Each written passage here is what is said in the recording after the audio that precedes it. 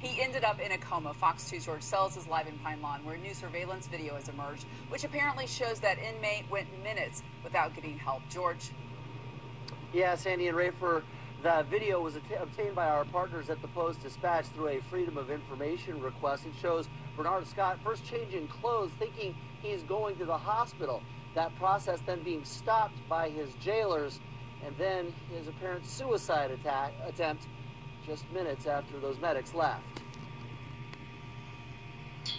Bernard Scott spent 11 days in a coma, according to his attorney, after being found near death on the floor of his Pine Lawn jail cell a year ago this month. So I think they completely dropped the ball here. That was the belief of Scott's lawyer all along, but now there is surveillance video he says backs that up. It begins with a period where Scott is complaining of abdominal pain and paramedics show up. He's examined and they plan to take him to the hospital. But according to reports obtained by our partners at the Post-Dispatch and attorney Jermaine Wooten, they were turned away over $360 in unpaid traffic tickets. And that's just the beginning. And as we view the videotape, it was just horrendous what we saw. I mean, I just couldn't believe it. The negligence after negligence. What happened next appears to be an effort by Scott to hang himself.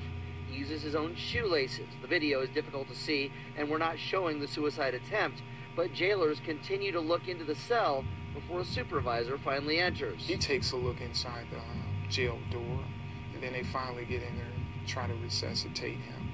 But from beginning to the very end, it took, I think, approximately about 5 minutes.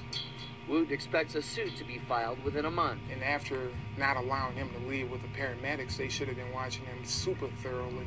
And it never should have gotten to the point where he should have even had the shoestrings and even got to the point where he made a noose and got it around his neck and even hung himself.